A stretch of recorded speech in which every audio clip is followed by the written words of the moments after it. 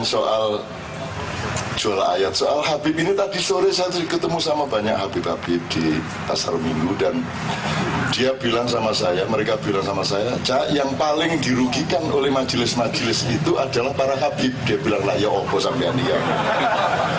Aku rene kate sambat, malah Habib sing paling sambat saya.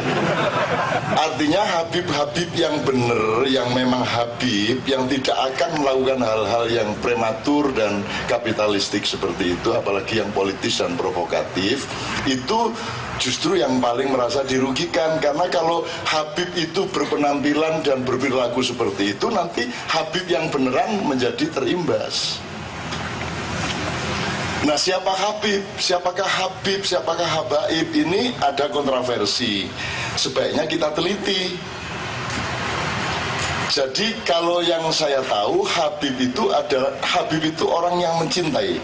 Judulnya. Artinya Habib itu orang yang mencintai. Kalau mahbub itu orang yang dicintai. Jadi Rasulullah itu mahbub, yang mencintai namanya Habib.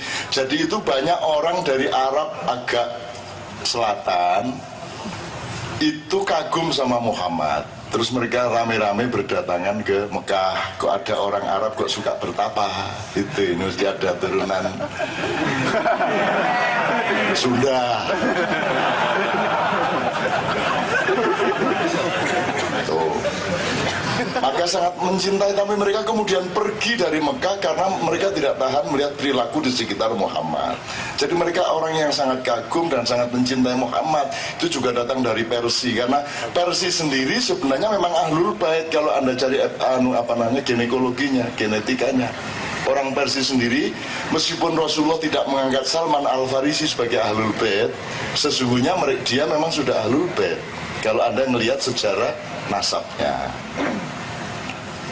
Nah, kemudian Habib ini rancu kemudian karena di dalam riwayat sejarahnya kemudian dianggap mereka ini turunan Nabi.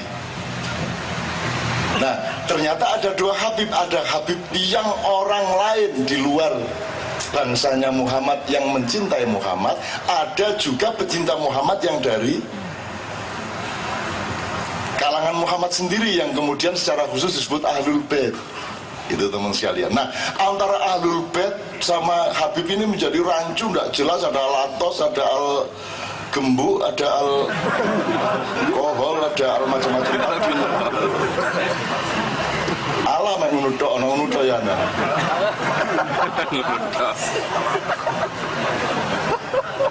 Nah, kita sudah tidak bisa melacaknya lagi. Sudah tidak bisa melacak lagi. Karena tidak hanya syu'uban wa qabailah, tidak hanya bersuku-suku dan berbangsa-bangsa. Jadi sambil saya memperkaya ilmunya Sunda Wiwitan ya, syu'uban wa qabailah di dalam Quran itu bukan hanya suku dan bangsa. Itu kan terjemahan di depan. Itu maksudnya satuan-satuan, satuan kecil dan satuan besar. Dia boleh teritorial, dia boleh darah, dia boleh ideologi. Jadi ideologi yang berbeda itu juga syu'ub wa qabail.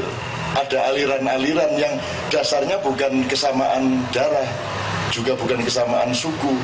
Cuman di terjemahan depan kan suku berbangsa-bangsa dan bersuku-suku kan gitu. Maksudnya itu ya suku ideologi, ya suku estetika, suku macam-macam gitu. Jadi satuan. Jadi pluralisme terkandung di situ semuanya. Jadi kembali ke soal habaib tadi, suku-suku, satuan-satuan di antara Habib ya macam-macam. Ada Habib yang merasa berhak untuk dihidupi oleh umatnya, sampai tingkat di mana Habib itu ditampung di rumah umat siapa saja yang mau, dibikinkan kamar, dikasih makan tiap hari, terus dia kerjanya memberi nasihat. Kalau Anda dibuka lamaran audisi, saya kira Anda mau itu. Kerjanya memberi nasihat, makan dan kamar tersedia lah, enak. Jadi esok-esok mari sarapan Rasulullah dulu itu ya. Itu. Ketang gerdu, qala Allah Ta'ala fil Quran Karim itu. Kok ketemu kucing, ya kucing. Kok ketemu kebo, innal kebo. Enak. Jadi ada Habib yang seperti itu. Artinya saya punya pengalaman-pengalaman pribadi. Ada yang sekedar merasa bahwa dia wajib meneruskan kearifan kelembutannya Muhammad, maka dia juga berlaku lembut dan arif, tapi tidak minta-minta. Dia jualan sajadah, dia jualan karpet, dia jualan dagang beneran gitu loh. Tapi di antara mereka ini sudah sangat rancu. Menurut beliau-beliau tadi dalam pertemuan sore, yang Anda keluhkan itu adalah Habib-habib yang masih belum matang, yang belum tentu nasabnya, dan masih karbitan, dan lahir karena ada kepentingan-kepentingan vertikal maupun horizontal secara bisnis maupun politik. Akhirnya produknya seperti itu, tapi saya tidak mau putus asa hanya karena itu. Mbok nggawe majelis Rasulullah 1, Rasulullah 2, 3 sampai 350. Enggak, iya sak Jakarta gak ada masalah aku. Enggak punya masalah saya. Orang Islam, Khalifah Allah tidak punya masalah kate lapo. Belum duit utang akeh, ancane utangku akeh tapi gak masalah kate lapo kon. Ngono kok urip iku. Memang saya banyak masalah, tapi saya tidak masalah terhadap masalah saya. Ngono lho, cara urip iku. Kudu wani ngono, nek gak ngono lara temen kan. Jadi kebenduk diel, enake iki. Iki nek gak gudeg iki ya tempe penyet iki. Hilang rasane, Mas. Anda kalau enggak percaya, zaman kecil kan suka gini. Apa ya? Coba Anda latihan. Engko teko omah ngene-ngene kok. Cek bojomu lapo Mas kok gendeng sampe iki. Anda ciptakan, Anda punya hak khalifah, kendalikan dia, wangi. Wangi. Nanti kali ke-7, ke-8 dia mulai tidak busuk. Biasa. Nggak percaya praktekkan di rumah. Kalau sudah lulus di sini, ambil dari sini. Wangi. Anak yang dari sini gak wangi-wangi sampai kiamat ini.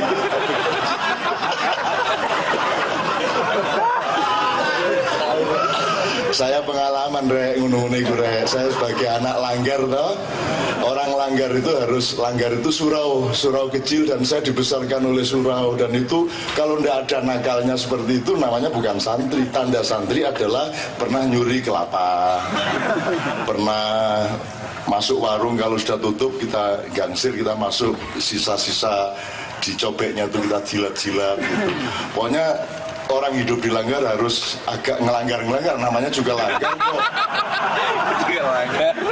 Saya dulu pinter ngaji karena dilanggar gitu loh. Jadi saya kalau di desa itu kan tidak ada cawet, yang ada kadok komprangan.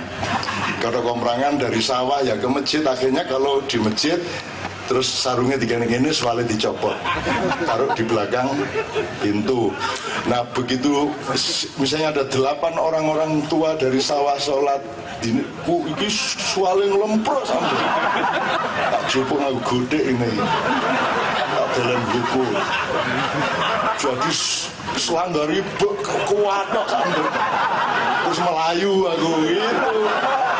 Seneng banget aku. Jadi saya sudah bahagia sejak kecil, sehingga saya di masa tua ini tidak cari kebahagiaan dari siapa-siapa. Ngono loh, saya nggak akan nyuri apa-apa. Mergo aku wis tahu ngene iki man. Yang paling serem kalau sudah ada orang sholat, kita ambil tabuhe beduk, pas sujud diteleki ini.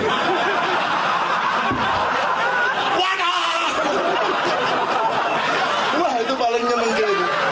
Jadi waktu sujud itu kita taruh tabuhe beduk itu, pemukul beduk itu, terus langsung lari keluar langgar sampai sana. Iya.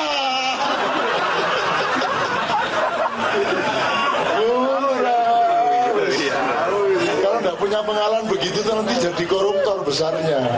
Karena nggak bahagia di masa kecil. Saya bahagia banget kok. Ngaji aja saya anarkis ya. Dan semua belajar ngaji resmi kecuali saya. Saya nakal luar biasa, tidak pernah mau duduk bareng belajar ngaji. Saya cuma mendengarkan dari balik pintu. Tapi saya hafal. Terus saya begitu mereka ngaji, terus ayah saya dari luar pintu juga mengingatkan karena ayah hafal Quran terus, keliru itu, gitu. Nanti saya lewat depan langgar. Pojarot tak balang rutu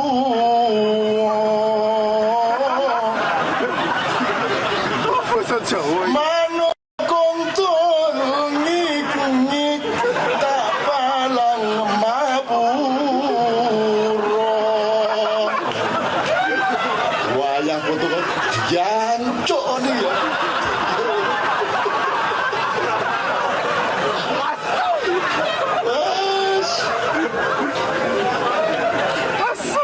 Itu masa kecil saya bahagia banget sama Allah itu. Makan gak karu-karuan, wah berkelahi diadu. Jadi setiap malam itu langgar ditutup diadu. Yang gede-gede ngedu sing cilik-cilik. Wah saya gelut itu nggak tahu udah ratusan kali saya. Piding-pidingan. Wus pokoknya saya lakukan itu semua sehingga sekarang saya lihat apa ini dunia. Apa yang memikat? Kan gitu. Aku tidak terpikat aku. Apa itu? Kata orang Jombang, opo wong nek ngeseng nggawa pecot kadek nyalek-nyalek barang. Kudu gambare caleg P3, caleg PAN. Tukang becak liwat ala dapurane nek sing nggawa pecut. Bingung aku apa nek sing nggawa pecut. Jadi kalau kita beol di sungai, ini airnya sir. Kita bawa cambuk. Begitu tai kita mengalir, ada ikan mau makan, kita cambuk. Ayo. Lawang tainya aja nggak boleh dimakan orang, apalagi uangnya, kan begitu maksudnya. Jadi tai aja dia begitu bakhil dia sama tainya sendiri, apalagi duitnya gitu loh. Gitu kok nyalek kata orang Jombang gitu. Jadi wah, wong Jombang ini nggak ada gelam top temen. Semua mito. Itu mas kalian ya. Nah sekarang Anda bahagia nggak? Anda mendapatkan kebahagiaan kecil nggak? Gratis nggak? Mudah nggak? Jadi kenapa kamu cari yang enggak itu? Apa yang memikat? Apa yang engkau terpesona? Apa yang mempesona ini di dunia ini apa? Apa wis? Kebesaran yang mana? Popularitas yang mana? Gemerlap yang mana? Ayu ta? Ayu padha ae ambune ya ngono iko. Sama itu. Engko nek wis tuwek ya nyamperno.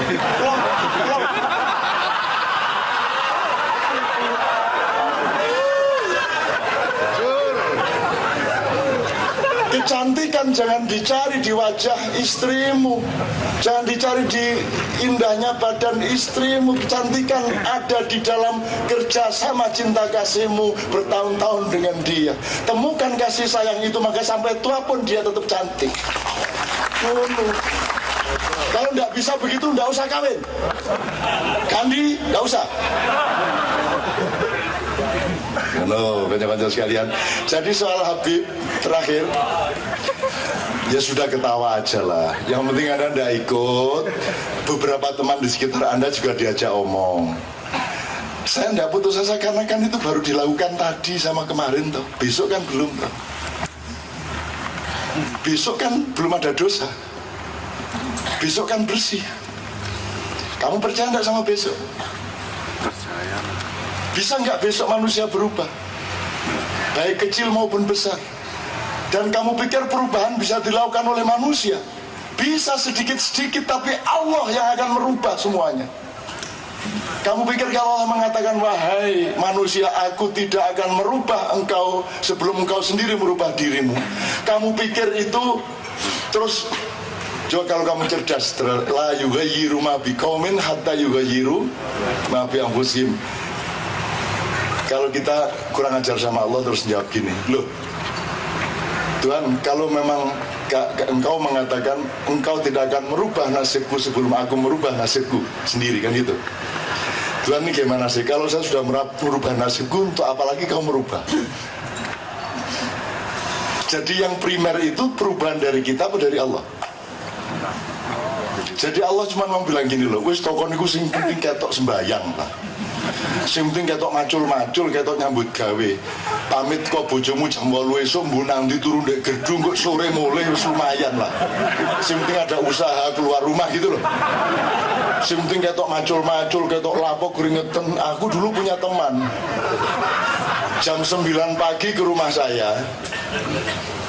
Nanti jam 5 sore dia pulang ke rumahnya. Kalau ke rumah saya, dia pamer mengenai rumahnya. Dia merasa bekerja. Begitu pulang ke rumahnya, dia cerita mengenai bagaimana di tempat saya. Dia merasa bekerja juga. Jadi dia cuma pergi tok. Pulang. Tadi semua gak apa-apa. Terus lumayan lah, kerjaan susah kok ya toh. Terus pokoknya penting lungo. Ayah saya sendiri pernah mengalami seperti itu teman sekalian, dulu dalam keadaan sangat miskin. Pokoknya ayah saya yang penting keluar rumah jalan berpuluh-puluh kilometer. Ibu saya tenang, bapakmu nyambut gawe. Saya melaku doai. Ya tapi lumayan gitu loh. Yang penting ya Allah, ya hanya ini yang bisa aku kerjakan, melaku. Gitu kan. Terus karena kita niat beneran, Allah akan bekerja untukmu. Indonesia ya begitu, nggak bisa aku disuruh merubah. Tapi kalau kita terus keep occupying, maka Allah akan occupy bener-bener. Gitu loh. Jangan dibilang Allah nggak ada terus nggak mengokupai juga. Nanti Allah ya ukopayan diri kon. Kon gak melok-melok, aku gak melok-melok itu gak mungkin iso kan gitu. Jadi gitu teman sekalian, itu sebabnya saya rajin kayak gini nih, tanpa batas. Sampai ke desa-desa paling pelosok kayak apapun gini nih, sampai jam 3 saya mau dan tidak masalah. Dan nak nagih apa-apa. Dan saya tidak ingin Anda hormati. Terus dadi apa gak padaan. Pokoknya aku datang, aku seneng, engkau besar hatimu, engkau melihat ke depan. Dan tetap di depan itu ada optimisme dan ada matahari yang akan terbit lagi. Enggak akan putus asa, putus asa. Ihdinas siratal mustaqim. Tuhan cuma mengajarkan itu. Tuhan tidak mengajarkan sukses. Tuhan tidak mengajarkan berhasil. Yang Tuhan ajarkan cuma satu, berjalan di jalan yang benar, dengan tujuan yang benar, dengan cara jalan yang benar. Itu dong. Jalan terus. Anak wong Jawa